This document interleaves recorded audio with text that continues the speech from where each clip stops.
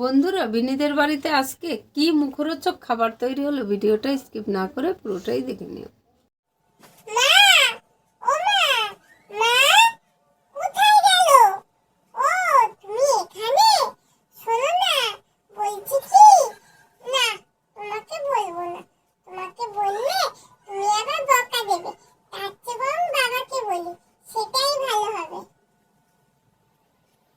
মেয়ে কিছু একটা বলতে এসেছিল, বলা শুরু করে আর বলল না।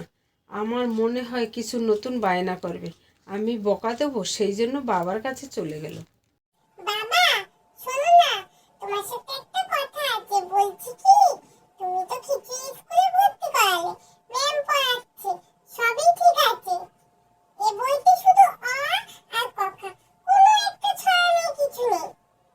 তার মানে তোর একটা ছড়ার বই লাগবে, তাই তো? ঠিক আছে মা, আমি যখন বাজারে যাব তখন একটা ছড়ার বই নিয়ে আসব। কিন্তু একটা কথা, আগে তো অক্ষর চিনতে হবে, না হয় পড়বি কি করে? তোমার কাছে কি বায়না করলো মেয়ে শুনি? না, সেরকম কিছু না। ও একটা ছড়ার বই চেয়েছে, কারণ অন্য অন্য মেয়েরা স্কুলে ছড়া টড়া বলে তো, তাই ওরও একটু বলতে ইচ্ছা করে, যার জন্য ও একটা ছড়ার বই বায়না করেছে।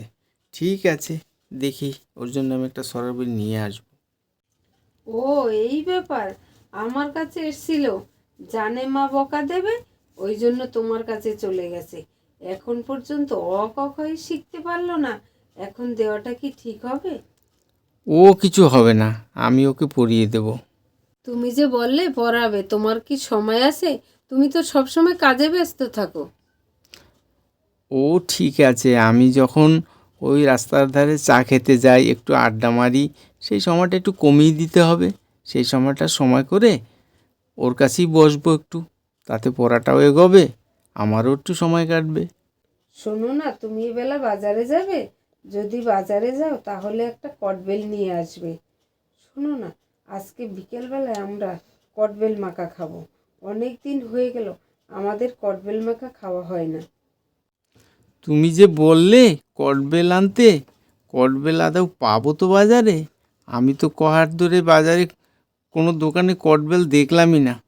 ঠিক আছে, যাই দেখি বাজারের দিকে, দেখি পাওয়া যায় কি না কটবেল। জানো মা, একদিন স্কুল থেকে আসার সময় একটা দিদি আমাকে কটবেল মাখা দিয়েছিল। আমার খুব ভালো লেগেছিল।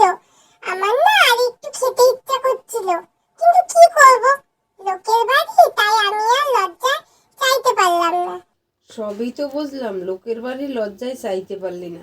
আমাদের বাড়ি হলে কি করতিস সেটা একটু বলতো দেখি।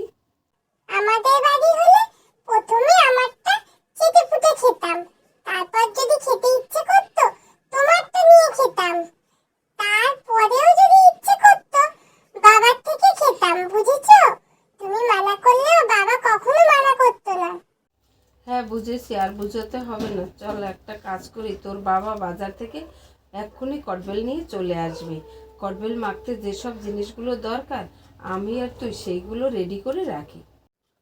কই গো, কোথায় গেলে? এদিকে এসো।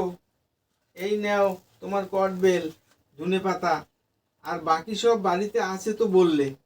আর বলো না, কটবেল বাজারে যে কটা সবজির দোকান ছিল সব কটাই খুঁজেছি, কোনো দোকানেই কটবেল নেই। তারপর কি করলে? তারপর গ্রামের পূর্ব মাথা থেকে খুঁজতে শুরু করলাম, 5টা বাড়ির পর সমীরদের বাড়িতে গিয়ে পেলাম শেষ পর্যন্ত। যাক, ওসব কথা বাদ দাও।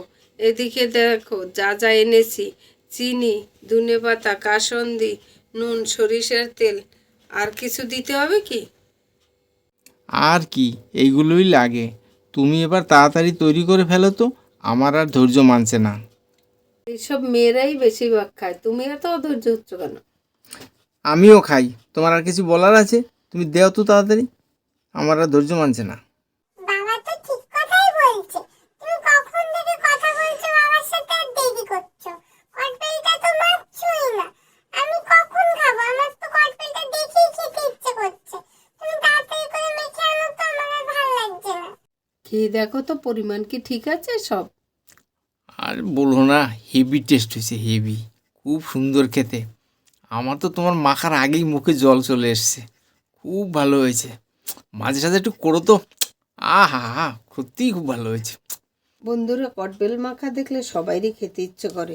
তোমরাও মাঝে মাঝে কটবেল মেখে খেও। কটবেল মাখা খাওয়া খুবই ভালো। আজ পর্বটি এখানেই শেষ করছি। পর্বটি যদি তোমাদের ভালো লেগে থাকে তাহলে লাইক, কমেন্ট, সাবস্ক্রাইব করতে ভুলো না। টাটা।